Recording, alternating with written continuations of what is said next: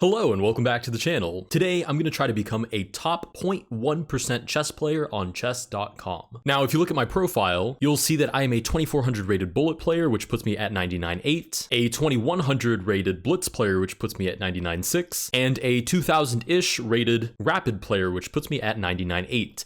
But I have never been a 99.9 percentile player. So today, that's exactly what I'm going to try to achieve. Let's dive in. All right, for the purposes of this run, I am going to play Rapid. I think I have the best chance of achieving a new peak rating in Rapid. I haven't played it in a very long time. I don't particularly grind it ever. So I think there's a lot of room for improvement, and we're already right on the cusp. We are at 99.8 at the moment. We have bishop to f5, possibly looking for like some knight to b4, knight to c2 ideas. So we just play c3 to nip that in the bud as soon as possible. We get knight to f6. Let's go knight to f3. Because right now I'm at a peak bullet rating of 2400, and I've never been 2400 ever, so pushing even further than that seems pretty unlikely. I recently had a pretty good blitz rating climb, and we're only at 99.6 there. Not to mention blitz is a very popular format. There are a lot more players to compete against in that time control, but as far as rapid goes, I'm only about 2000, and I'm already at 99.8. Far fewer players means less competition, and a lot of opportunity to potentially get into that 99.9th percentile. Now, I don't actually know what rating we have to achieve. We're right now starting at 2045. Don't exactly know what we're aiming for. I'd assume somewhere around 2100 will probably put us in that percentile that we're chasing. As far as the actual game that we're playing goes, we have this very interesting bishop to e4 move. I'm going to just drop my bishop back. I've never really seen this played against the London. Usually you get a knight on e4, or the bishop just trades or moves back, but placing the bishop itself on the outpost is a rather unique decision. We get queen to e7. We're gonna go ahead and tickle that bishop and see what it wants to make of itself. It's quite interesting though, because I can't actually take it with the knight. The pawn would recapture and we would be forked. We get a6. Clearly the opponent is not trying to commit to either side with their king,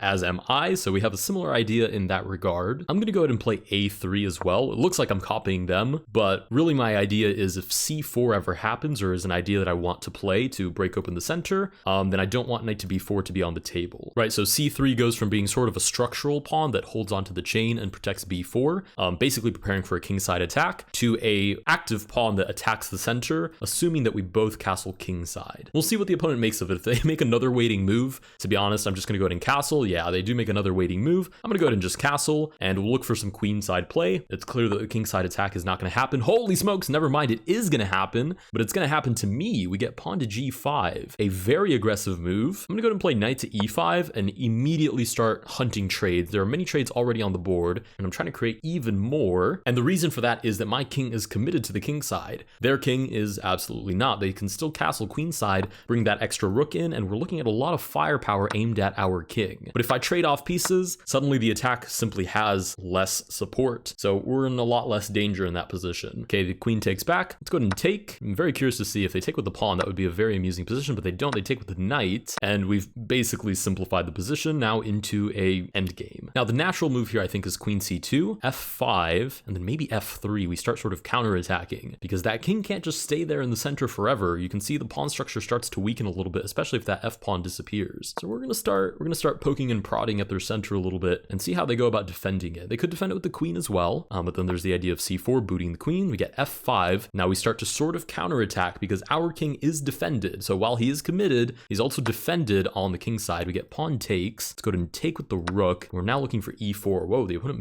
meets us with g4. If I move the rook back, there's g3. If I move it all the way back, still g3, but I have h3 to close up the position. And at that point, my king is pretty much no longer in danger, right? So they have these two pawns facing my two pawns. Problem is, whichever pawn moves forward, I sort of just lock up the position. I suppose they're going to want to move this one to weaken my light squares, but I'm going to sort of just meet fire with fire. We're going to play e4. If they play f4, then there's this really interesting e5 intermezzo hitting the queen, and suddenly nobody's defending this pawn. Queen could go back to f8, but then there's queen to g6. Whoa, they do play f4. All right, let's see how they choose to defend this. We do get queen back to f8. Okay, let me make sure that this is actually the best move. Check. I mean, immediately we're hitting a free pawn on g4. That arrow wasn't even close. Let's try that again. There's check, and then we're hitting the pawn on g4. The king loses its right to castle, unless they play queen to f7, in which case I take and I win the pawn anyways. I see zero downside, so let's just play check. Whoa, king to d7. This is very amusing. I'm supposing that they kind of just want me to take in order to open up my king side. I just don't know if that's justified, because f4 drops next, and and I don't see the follow-up. I mean, it may very well be there, I don't see it. We get queen to h6. We're gonna go ahead and offer a queen trade, which would be amazing because if we enter a rook endgame and I'm up 2 pawns, although rook endgames are, you know, they get a bad rap for being drawish. If you're up 2 pawns and you're in a half decent position, especially considering the opponent's pawn structure, you really don't have a lot of reasons to draw it. It really should be winning. Okay, we get pawn to h3. We're gonna go ahead and take the tempo to capture, and instead of complicating my life by taking and allowing this open file, and then I have doubled pawns, and then I get a huge headache, we're just gonna play g3, close this off. We dominate the only open file. This is a weakness, but it's not hard to defend with something like rook to f2, right? And now the opponent is sort of just staring down an empty barrel. We'll play rook to f7. King shuffles over. Now we're gonna try to force a rook trade on f8, and this is pretty much just a matter of simplification. Let's go ahead and play this. We're targeting that free pawn, and if the opponent would not like it to be free, they're gonna have to trade off the rook, right? So they do allow us to create that trade, and we play rook to f6 with the exact same idea. This pawn is way too far away from the king to be stopped. They play rook up. If I take, they play here. I mean, I guess the rook can enter the position. I'm not particularly afraid of it, however. Right, okay, king to b6. We're just gonna move the rook out of the way, and I can pretty comfortably push this guy, I believe. I don't believe this is a mistake,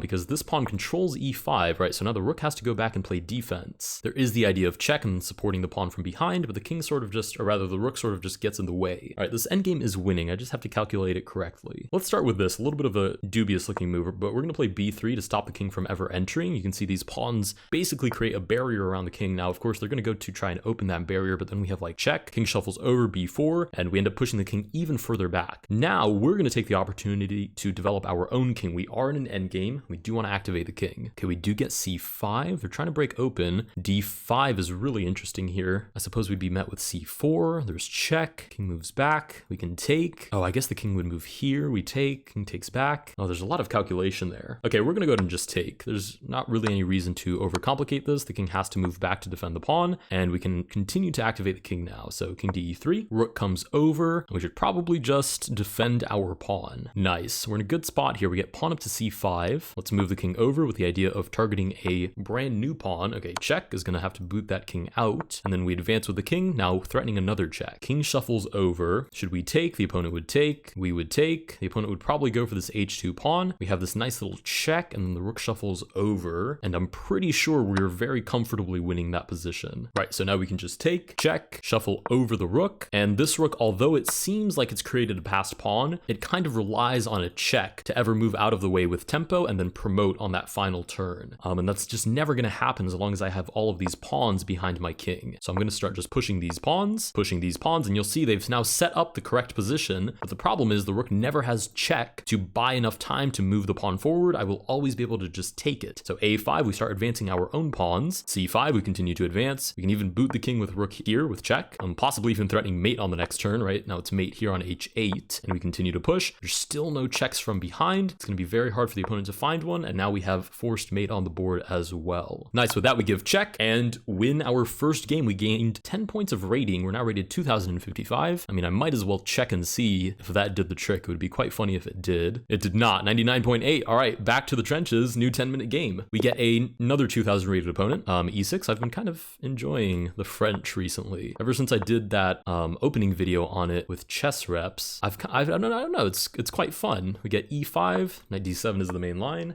Queen to g4. Is this something that we went over? I don't remember, to be honest. What is the idea of this? Bishop g5, and then bishop e7, takes, and then I lose g7. I suppose that's the idea. We're gonna go ahead and just play c5 though. Kind of ignoring that prospect because there's always queen to b6 if we do get bishop to g5, targeting the pawn that is no longer defended by the bishop. We get bishop to e3. That's what we like to see. I'm gonna go ahead and take from the get-go, and then knight c6 develops while hitting that bishop. And this bishop is important because it's the bishop that can attack the opposite color of our pawn structure. So if your pawns are on light squares, generally speaking, your dark squares will be your weak squares. So for white to capitalize on that, you know, a dark squared bishop obviously would be advantageous, but if we can get rid of that on the next turn, even better for us. White having a deep think here, because now they're dealing with this weakness as well. I mean, I could take the bishop, or I could just take on e5. Problem is, if I take on e5, I do hit the queen. I suppose the queen would move out of the way. I could take the bishop, the rook would take, knight back. I'm pretty sure I've just walked away with a couple of free pieces there. But I don't know, we've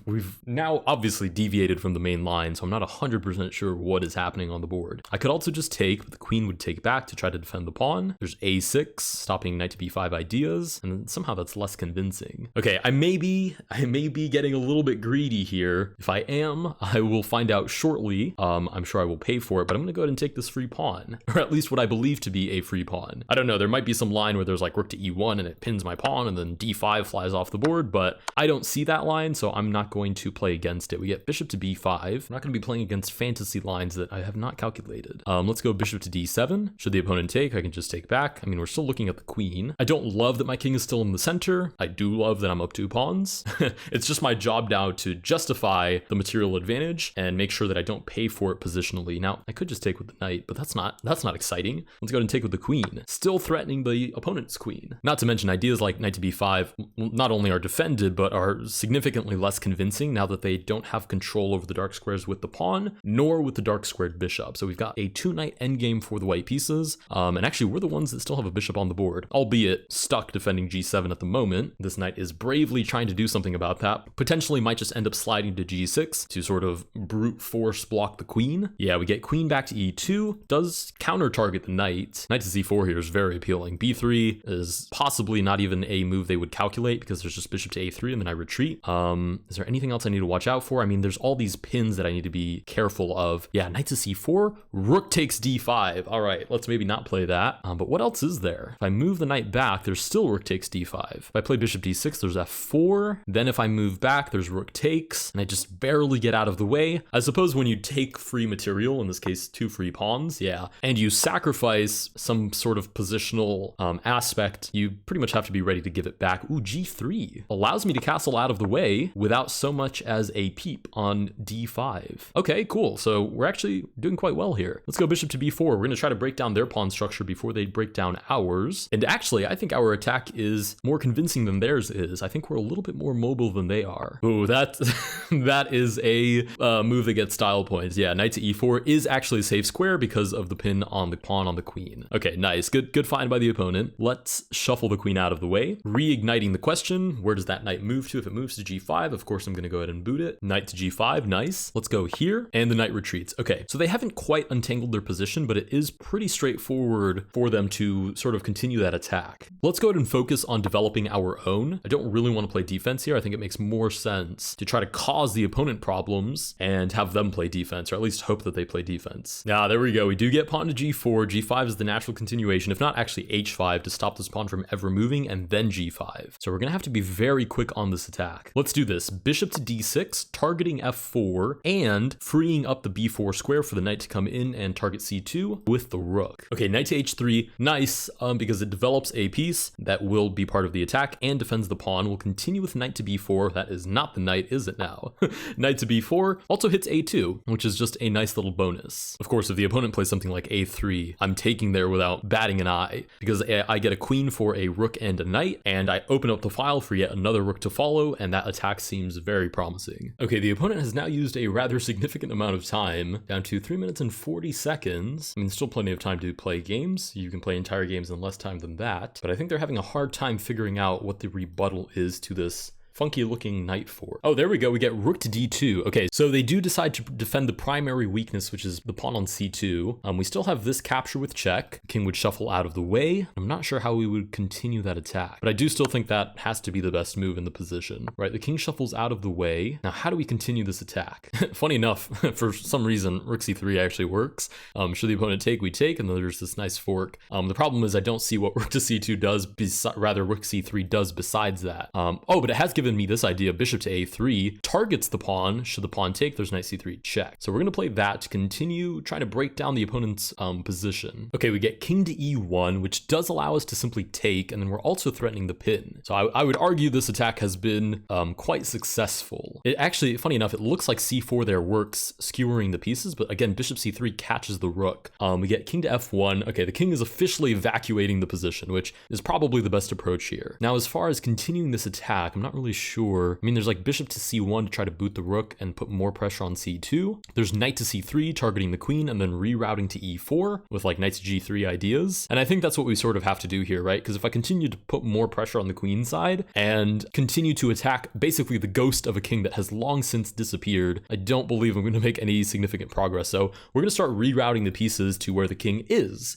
which is now on the king side. I mean, we have managed to pick up 2 pawns, which is always welcome, and I think we're up a total of 3 now if you include the one from the opening. So we're going to reroute our pieces this way, and we should also be looking for trades. We're going to play knight to e4. Rook to g2 is basically forced if you want to stop knight g3, and then there's like rook to c3. There's so much pressure on this position, but the moves kind of just flow. It's very nice.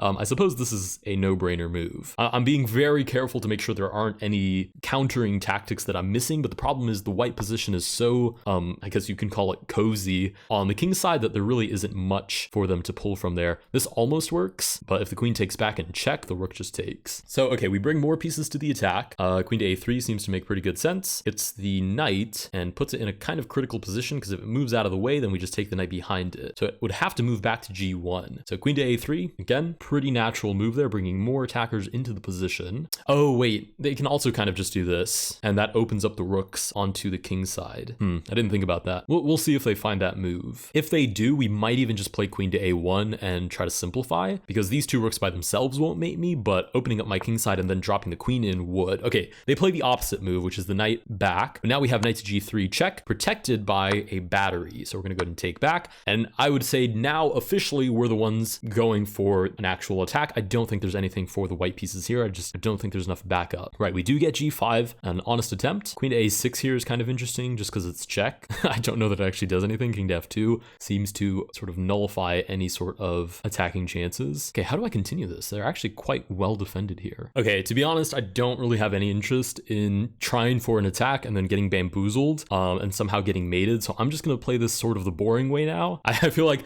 this game has been plenty exciting thus far. Let's just trade the queens and make sure we actually walk away with the rating. Okay, the queen takes, we'll go ahead and take back. King comes up to boot the rook, which is totally fair. We'll move the rook out of the way, targeting this weakness. The pawn takes. Now I'm comfortable taking back because these pieces alone I don't think have really any potential of mating me. The knight develops, we'll take with check. Okay, we'll throw another check on the board to force the king back. And now we'll move the king out of the way with the idea that we can fight for the open file. Oh, I've dropped the bishop! Oh, I completely missed the bishop was hanging there. Oh my goodness. Okay, we're gonna play this for the sole purpose of hoping they take the pawn. They don't. Okay, they're under a minute now. I do still think we're winning. I just have to play this extremely precisely and there's no more room for blunders. Okay, rook c4 is the first thing. We're targeting this pawn and we do pick it up. Forks are going to be my mortal enemy in this position. If I can just not get forked, we're in a good spot here. I'm taking this and I think it's fine. The opponent takes, sure. Let's play this. Trying to get the opponent to develop to f3, which would be oh, it wouldn't be that nice of a fork because there's just the knights connecting, but okay, we'll play that anyways. The opponent is down to 33 seconds. I hate to play for that, but to be frank, it is one of my strengths, playing for bullets. So we'll play a5 here, start creating some weaknesses. Okay, knight to d4, targets e6. I suppose I'll go back and defend. As long as my rook and king are on opposite colors, there's no way that they can get forked. And the opponent is now down to 25 seconds. Wow, I can't believe I missed that bishop. What a silly way to drop a very large advantage, but okay. Knight to b5, let's push. If we can just push the pawns on the sides of the board and basically make it so that the opponent doesn't know how to coordinate these pieces to stop all of these different threats, we should be okay. Now, let's push again. I think they're looking for knight to e8. Yeah, rook here. They would be on the same color, but there's no fork there, so I'm just gonna play rook there, targets the knight. The knight moves out of the way. There's knight to f6 now, but I'm just gonna keep pushing. And to be frank, I'm more than happy to sack the rook. Oh, nice. Now we have check, and we do manage to pick up a knight, and the opponent has 5 seconds left. Not going to be enough. Oh, they have this. That is such a good find. Unfortunately, like I said, it's not going to be enough because we do have these very separated pawns, and they only have a second left on the clock. So somebody has to promote, and with that, we do win game number 2, a very stressful game after we missed that rather silly bishop to a1 free piece. Well, let's have a look-see. No, it has not yet put us over the edge. Okay, we'll play one more game. If this game does not put us over, we'll call it for this episode. Okay, 2049 rated opponent, we get the white pieces, which immediately gives me great confidence. Play e3, sure, and we've got a pretty standard looking London. Let's go knight d2. The bishop can't come to f5, so protecting the bishop on d3 isn't a huge concern. Ooh, knight to h5.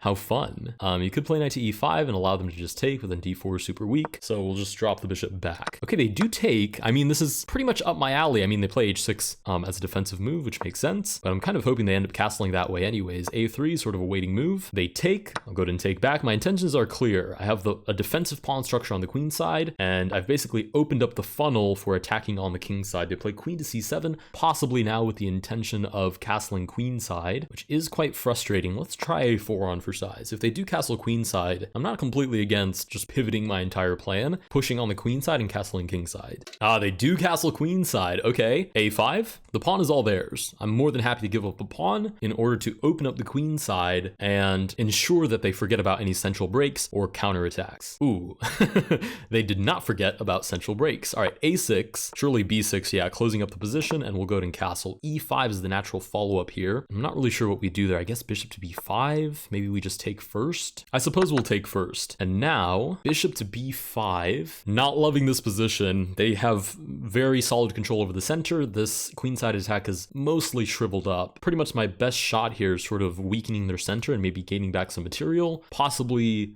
creating some nice spots for my knight there in the center, but we get e4. Okay, knight to d4, what happens? The opponent would take, I take, they take, I take, and I mean, it does open up the queen side. I don't love that it's knight against bishop, and I have a weakness on d4, but it looks kind of interesting. So let's give that a try, knight to d4. But I'm pre-move that capture because I have a funny feeling they will accept it. Ooh, knight to e5 completely ignores it. Looking for knight to d3. Okay, let's go ahead and take the bishop. One less piece defending the queen side. The queen takes back, and they're looking for knight to d3. That much is relatively clear. If I go c4 now, they take, and they're looking directly at my knight. So I should probably back that up first. But if I do, again, knight d3 is so annoying. I guess rook c2 kind of holds on. It's not the most beautiful strategy I've ever seen, but I think it might be our best shot here. We'll play rook f to c1. Yeah, the king shuffle's over. So if c4 now, again, we still don't have tempo on the king because he's moved out of the way, and the queen would be looking at our knight. Okay, we could just go for a totally different strategy here as well. Let's go knight to f1, and maybe we just put pressure on the d5 pawn. Oh, we do get knight to d3. Let's go rook to c2. Yeah, and rook to f8, targeting this pawn. There's a lot of pressure on this position at the moment. We pretty much have to move the queen out of the way in order to defend that weakness. And unfortunately, we are playing defense here. Ooh, bishop to g5. Is that trapped? Is that my queen toast with that move? I mean, there's f4. If en passant, I take the knight. My king is buttery weak in that position, but I don't think I have a better option here, so f4 it is. Ooh, they do take. Interesting. Okay, obviously I'm going to take, right? That was like the entire point of playing that. And again, I did say my king was going to be buttery weak over here, but I don't know. They kind of have to prove the point. We'll take with the rook. Again, we're playing defensive, not my favorite thing in the world to do, but there are counterattacking ideas, like if the queen leaves, there's knight c6, and it's not clear how you actually break through this defense. Although this will require some decently precise play on my part. Okay, what about queen to b5? We go for the trade as fast as possible and try to go into an endgame where I'm just up a knight. So queen b5, yeah, queen b5 I don't think even requires too much further thought. Kind of forces the queen trade, or else there's some pretty scary ideas here. In fact, I'm going to pre-move it because I'm that confident that the opponent has to take. Whoa, they move? Oh, queen to h3. This just got, I thought it got exciting when they took. This just got way more exciting. Oh, super interesting. Okay, let's see. First of all, what's the threat? I suppose bishop to e3 is what they're looking for. I can always trade that off, and then they still need at least another tempo or two to capitalize on that. So I suppose check is kind of the no-brainer answer here. King pretty much has to move this way, and then we take on d5. That looks really good. Yeah, I would be very hard-pressed to believe that after queen takes here, there might not even be some sort of mating sequence, right? Because like king to 8, I take. Ooh, the king comes forward. That I did not consider. And I guess in attacking chess, you have to think of pretty much anything. Okay, now if I take, there's still check. King could move back. Somehow it's not mate, actually. Oh, I see what's going on here. They want to sack the rook so that when I take, there's bishop to e3, check. If I block, they take with check. If I take with the rook, rook to e1. If rook to f1, queen takes g3. I don't know, that seems kind of convoluted, to be honest. It might work, but it's very amusing. I'll give them that much. And actually what I would do, I'm going to take on a7, because I think what I would do is if they sack, I probably would just take with the queen. If bishop to e3, rook here, takes queen here, and I think that might actually be okay for us. Okay, what's wrong with the rook taking? Bishop to e3, of course. Rook here is pretty much the only option. The bishop takes, the rook takes. Yeah, my king is just by his lonesome there, so I'm going to take with the queen instead. Yeah, rook to f2, pretty much the only reasonable move there. Queen to f2 wasn't really even on the table. And queen takes g3 is probably the only serious follow-up there. Queen to g2 now, trying to force everybody off my king's back now that he has 0 pawns defending him anymore. Now this is really interesting. We are up a significant amount of material to the point that trades are a threat to the opponent. So if this queen backs off too much, oh, I can't take that. Oh my goodness, which means rook to e1 is on the table, which means I might not actually be up material. I've just lost a rook. Oh my goodness. goodness, that's a good find. Oh, wow. Wait a minute. If king to h1, queen here is check, and it's not mate, but it's kind of uncomfortable. And if king to f1, queen d3 takes, rook to e2 loses the queen. Yeah, king to h1 is the only option. Wow, very successful attack by the opponent. We're just holding on for dear life at this point. Pretty much my only loose hope here is like queen to h2, boom, get rid of the queen. And I'm not even sure that that's a good endgame for me to play, but it's better than whatever firestorm is coming down on my king at the moment. This is the boxing equivalent of being punched into a corner, and you can't even look up and see what's striking you. You're just kind of holding on and hoping that that your willpower will weather the storm. We'll see what the opponent comes up with. Okay, they trade queens. I've never been so excited to just trade queens. Normally, I want to keep the queens on the board. Right now,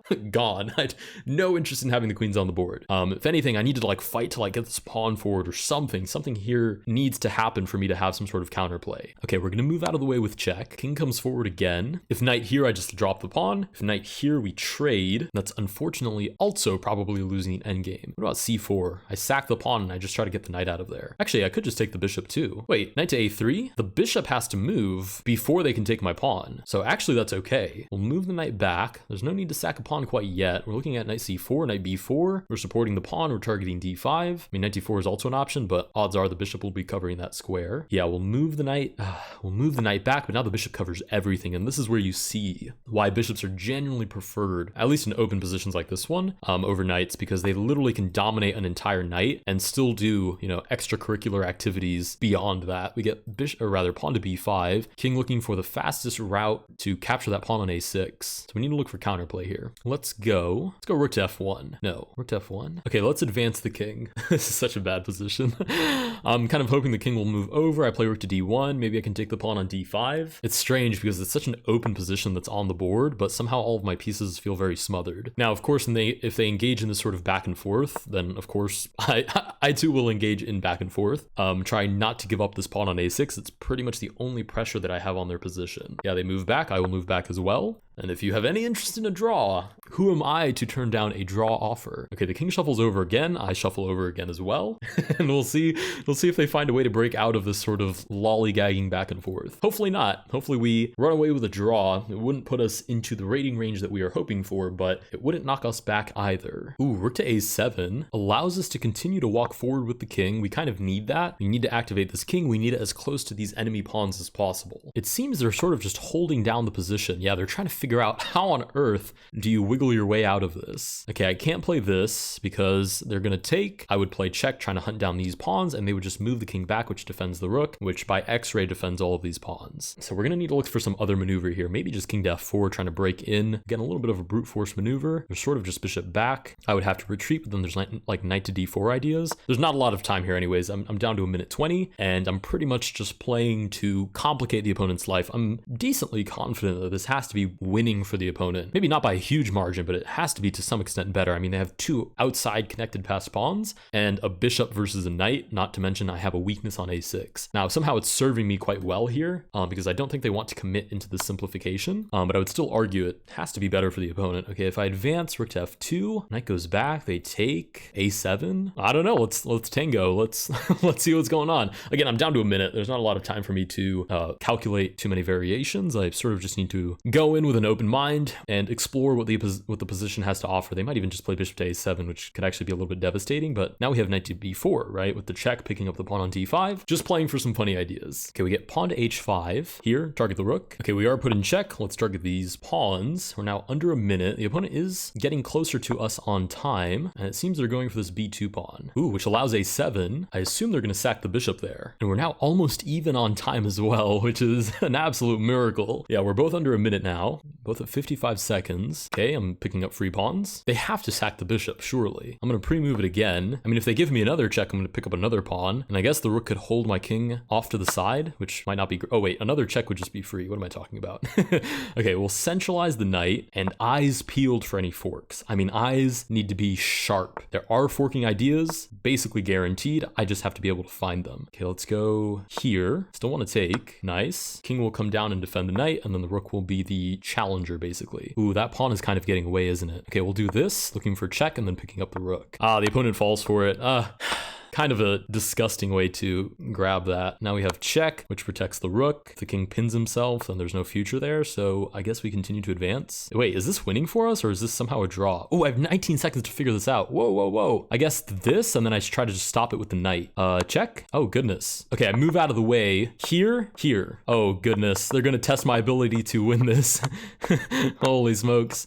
Not great, not great. Oh, I don't think I can do this. Oh, what a shame. Oh, we do win. They flag. Holy smokes. I did not expect to win that by a flag, but okay. We do win game number 3. If this did not put us over into the 99.9th percentile, I'm going to call it there for today. No, not quite. Okay, still 99.8, but we did win 3 games for a nice little 30-ish point boost. Ooh, exhausting last game. Anyways, if you guys did enjoy this video, please consider liking and subscribing. I will sprinkle in some more normal chess games like this every so often, but only because we are exploring some very wild games on Steam at the moment. And of course, you can look forward to dice chess, drawback chess, and more chess.com variants in the future. If you guys did enjoy this video, please consider liking and subscribing. Let me know down below if you guys learned something or if you find these sort of rating climb style videos interesting, and I will see you guys in the next one.